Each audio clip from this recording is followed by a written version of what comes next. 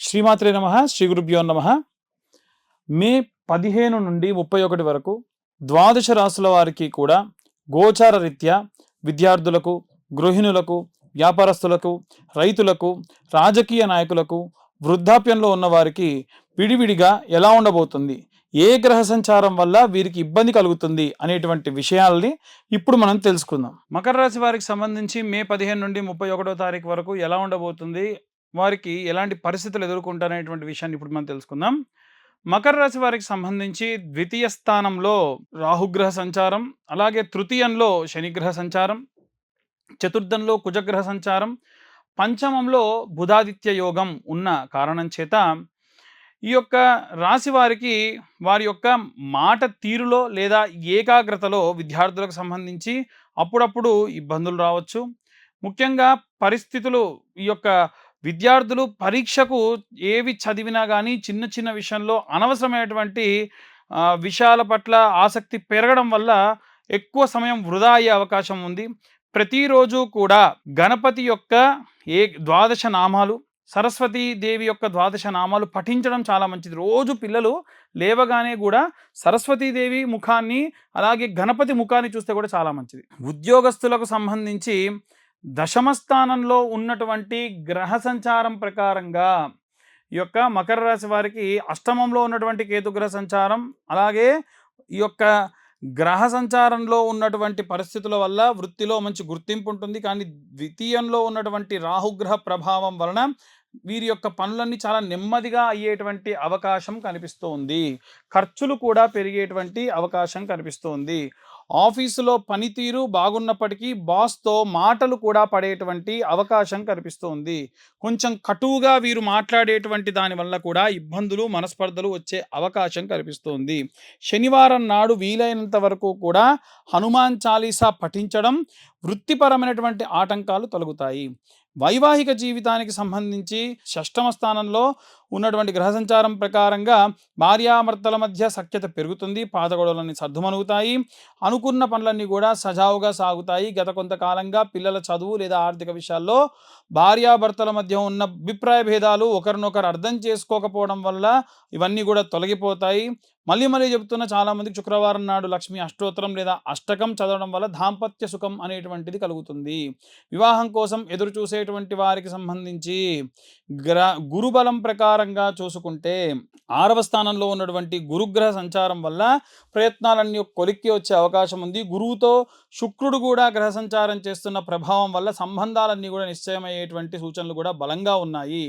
అలాగే చుట్టాల ద్వారా వచ్చినటువంటి సంబంధాల్లో మొదట్లో కష్టం అనిపించిన చర్యల తర్వాత అనుకూలంగా అవన్నీ కూడా మారే అవకాశం ఉంది. వివాహ నిశ్చయం కూడా అయ్యే అవకాశం ఉంది.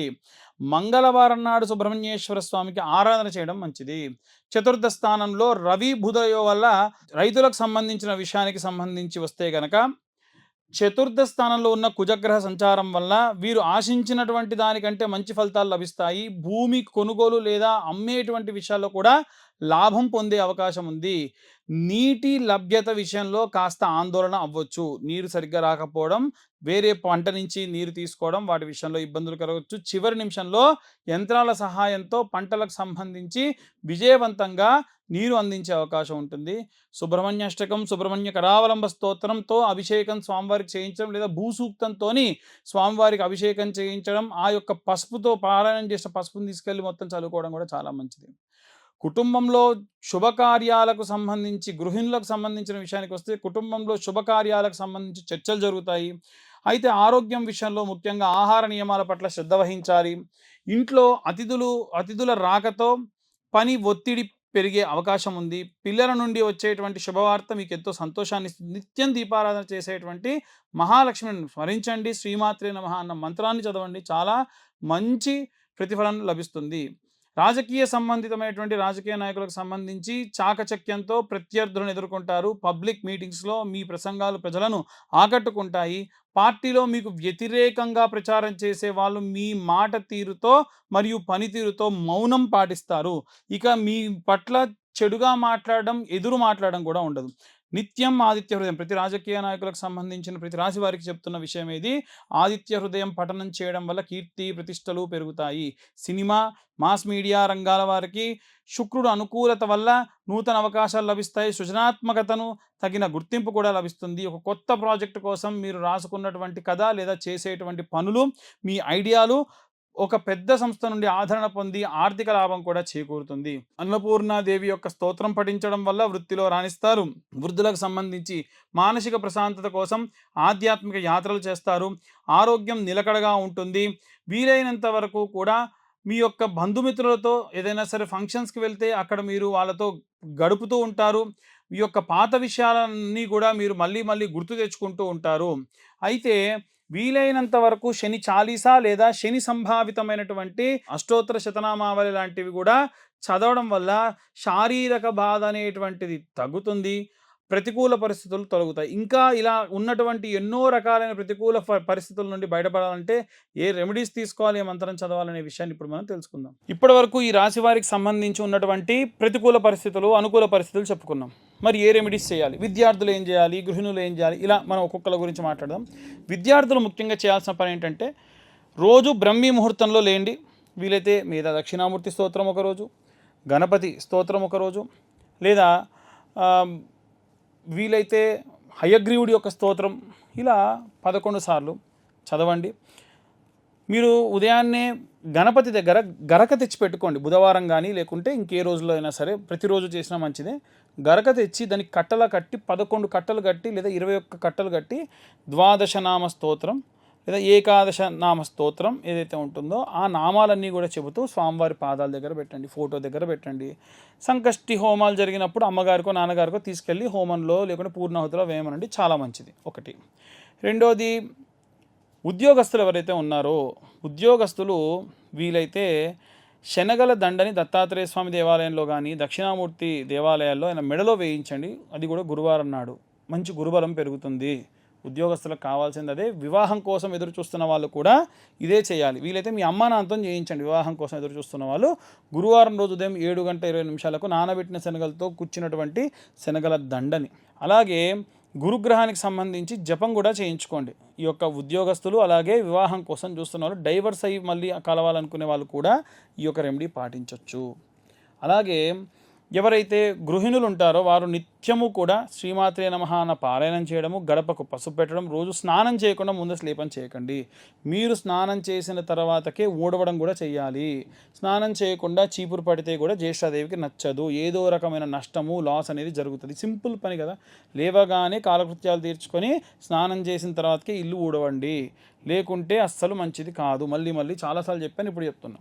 గడప పూజించుకోండి, గడపకు పసుపు పెట్టుకోండి, దేవుడి దగ్గర దీపారాధన చేయండి. భార్యాభర్తల మధ్యలో గొడవ ఉంటే భర్తతోని ఎంత గొడవ ఉన్నా సరే తీసుకొచ్చి సాయంత్రం సమయంలో దీపారాధన చేయండి. ఆవు నెయ్యితో కానీ, విప్ప నూనెతో కానీ, సంపెంగ నూనెతో కానీ ఎర్రటి ఒత్తులుగా చేసి కుంకుమతో చేసినటువంటి ఎర్రటి ఒత్తులతో దీపారాధన చేస్తే మంచిది. అలాగే వ్యాపారస్తులు బుధవారం రోజు ఆవుకు గడ్డి, పచ్చి గడ్డి కనుక నైవేద్యంగా సమర్పించడం, అరటిపళ్ళు పెట్టడం, దాని ఆరోగ్యానికి సంబంధించిన వ్యాక్సిన్ వేయించడం కూడా చేస్తే ఉన్నత వ్యాపారాభివృద్ధి కలుగుతుంది. ఇవే కాకుండా ఇక ఎవరైనా సరే వివాహం కోసం చూస్తున్నటువంటి వాళ్ళు ఉంటే గనక కన్యాపాష్పతం, వరపాష్పతం లాంటి హోమాలు చేయడం జరుగుతుంది. కింద నా నెంబర్ ఉంటుంది, కావాలంటే నెంబర్ కాంటాక్ట్ చేయొచ్చు. ప్రతి నెల 2వ అలాగే ఆఖరి మంగళవారంలో ఈ యొక్క కన్యావర పాష్పత హోమాలు చేస్తున్నాం. వివాహం కాని వారి కోసం ఈ యొక్క రుక్మిణి కళ్యాణం కానివ్వండి, కన్యావర పాశుపతాలు కానివ్వండి చేయించుకుంటే చాలా మంచిది. అవన్నీ కూడా మా ఆధ్వర్యంలో జరుగుతూ ఉంటాయి. ఇవే కాకుండా అవుట్ ఆఫ్ కంట్రీ వెళ్ళాలనుకునే వాళ్ళు కానీ, పొలిటీషియన్స్ కానీ ఆదిత్య హృదయం లేదా అరుణ పారాయణం చేయించడం చాలా మంచిది. రాజశ్యామల అమ్మవారికి సంబంధించినటువంటి యాగం చేయడం కూడా మంచిది. ఈ రాజశ్యామల అమ్మవారి యొక్క హోమానికి సంబంధించి పీతవర్ణం, గ్రీన్ కలర్ పంచ కట్టుకొని ఈ హోమాన్ని చేయించాలి. ఇవి కూడా ప్రతీ నెల, అంటే ఒక్క రాజకీయ నాయకులకే కాకుండా ఫారిన్ కంట్రీకి వెళ్ళాలనుకున్న వాళ్ళకి, అధికరణ సిద్ధి రావాలనుకున్న వాళ్ళకి, ప్రమోషన్స్ రావాలనుకున్న వాళ్ళు కూడా ఈ హోమాలలో పాల్గొనవచ్చు. ఇవి కూడా ప్రతీ నెల కూడా ఇవి కండక్ట్ చేసేటువంటి ఆలోచనలో ఉన్నాము. ఇలా మనకు ఉన్నటువంటి ఎన్నో రకాలైనటువంటి దోషభూయిష్టమైన పనులన్నీ కూడా మనం ఈ రెమెడీస్ ద్వారా తొలగించుకోవచ్చు. రైతులకు సంబంధించి, పొలాలకు సంబంధించి ఇబ్బంది పడుతున్న వాళ్ళు చాలామంది ఉన్నారు. సుబ్రహ్మణ్యేశ్వర స్వామికి కానీ, ఆంజనేయ స్వామికి కానీ అభిషేకం చేయించండి. ఆంజనేయ స్వామికి అభిషేకం చేసిన జలాన్ని కొంత తీసుకొని బాటిల్లో పెట్టుకోండి. సుబ్రహ్మణ్యేశ్వర స్వామి అంటే జంటనాగులు, రావి చెట్టు వేప చెట్టు కింద జంటనాగులు ప్రతిష్ఠించుంటారు కదా, అక్కడ మీరు అభిషేకం చేసి ఆ పాలు నీళ్లు పడ్డ మట్టి ఉంటుంది కదా, ఆ మట్టి తీసుకొని ఆంజనేయ స్వామికి అభిషేకం చేసిన నీళ్లు ఈ మట్టి మీ పొలంలో చల్లుకోండి. నైరుతి మూలలో నిమ్మకాయ కోసి పెట్టండి, గుమ్మడికాయ కొట్టి పెట్టండి. బలి కుంకుమ పసుపులు వేయకూడదు, కేవలం కోసి అలా పెట్టాలంతే. దానివల్ల పంటకు ఏవైనా సరే చెడు దృష్టి దోషం అన్నీ కూడా పోతాయి.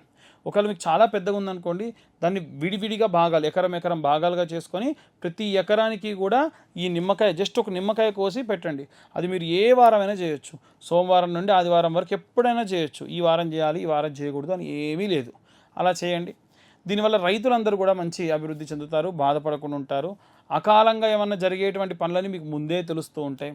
వృద్ధులు ఎవరైతే ఉంటారో వారందరికీ నేను పదే చెప్పాను, విష్ణు సహస్రనామ పారాయణం కానీ అలాగే వెంకటేశ్వర స్వామి యొక్క గోవింద నామాలు కానీ చదవడం మంచిది. భార్య భర్త ఇద్దరు కూడా కూర్చొని రోజు సాయంత్రం పూట ఏదో ఒక స్తోత్రం కలిసి చదవడం వల్ల విశేషమైనటువంటి లక్ష్మీ కటాక్షం కలుగుతుంది. డబ్బు కోసం ఇబ్బంది పడుతున్న వాళ్ళకు కూడా ఇబ్బందులన్నీ కూడా పోతాయి. ఇక ఇవన్నీ కూడా గోచార రీత్యా చెప్పేటువంటి విషయాలు మాత్రమే.